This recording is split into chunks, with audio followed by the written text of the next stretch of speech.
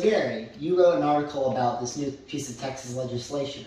What exactly is this legislation? So both in the Senate and as well as in the House of Representatives of the Texas legislature, they passed these, they haven't passed the bills, but they're legislative proposals to kind of curtail the academic freedoms of social studies teachers, tell them what they can teach and how they can teach regarding race. Mm-hmm.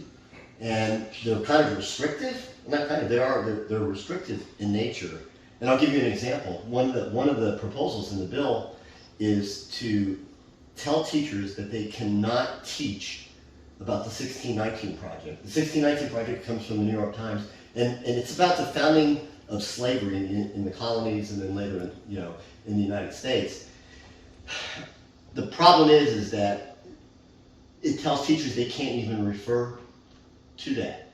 Now, you might have a problem with the premise of 1619, which says that everything about the United States presently is derived from the institution of slavery. You can have an issue with that premise, but you cannot tell social studies teachers they can't reference this piece of literature or content. That's really restrictive in terms of academic freedom. That's wrong. They've told teachers that they cannot give extra credit assignments to students for political activism regarding federal legislation, which I find really inappropriate, if not unethical. So there's just things in this that are kind of dictatorial and really just don't belong in education. Mm-hmm. Well, I mean, it's a very divisive issue because I saw here you wrote that when we fight fire with fire, everyone gets burned in an all-consuming conflagration that not only burns bridges, but incinerates reason and moderation. So could you expand? Well, okay, so here's the thing. I don't agree with the bills. I don't agree with what they're doing. But I understand where they're coming from. They're not coming out of thin air. The reason that the legislature wants this as law is because there's craziness happening in Texas classrooms. Not just Texas classrooms, across the country. There is a theory called critical race theory, CRT. It's derived from a subset of critical studies, but all of it goes back to Marxist roots. It's in a form of indoctrination, and basically what it essentially boils down to is it says, if you're white, you are inherently racist. That's a racist statement to begin with. It's extreme in nature. So this bill is extreme in nature. I agree, but the reason they want to pass this bill is because the context is also extreme. What's going on in classrooms is extreme. And if you read the article, you'll find about some of the craziness that's going on in the classrooms. So there's a form of indoctrination that has radical roots in Marxism that is being pushed through the public school systems. And I don't agree with that either.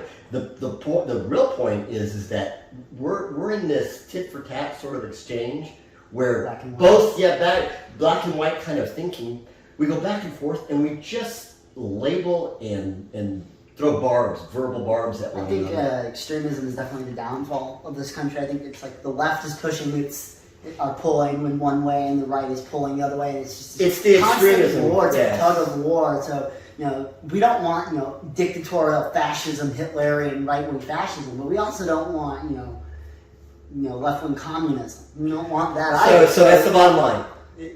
As long as we want to push everything to the fringes and be extreme in our thinking, we're never going to solve anything at all in this country. Now, I don't expect it to be easy, and I know there's contentions and conflicts, and we got to work things out, but we're going way too far with this. We need to cool it out and find some kind of centrist line that we can both agree upon. We have to do it because we're just going to fall apart as a country. We're going to be so polarized. We're going to reach a point where we're not going to get anything done. And this extremist form of thinking, according to science, is actually cognitively diminishing our minds. We're not able to think through complex problems and deal with them and solve them because we're just so beholden to ideologies on both sides. Yeah.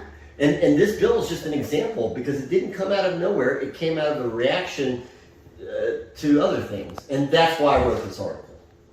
Well, I think that's a really good point. I think it's a good point to leave on. It's the middle ground is the right way to go. The middle ground. Yin yang. Well, thank you for interviewing. I appreciate it. Yes, thank you.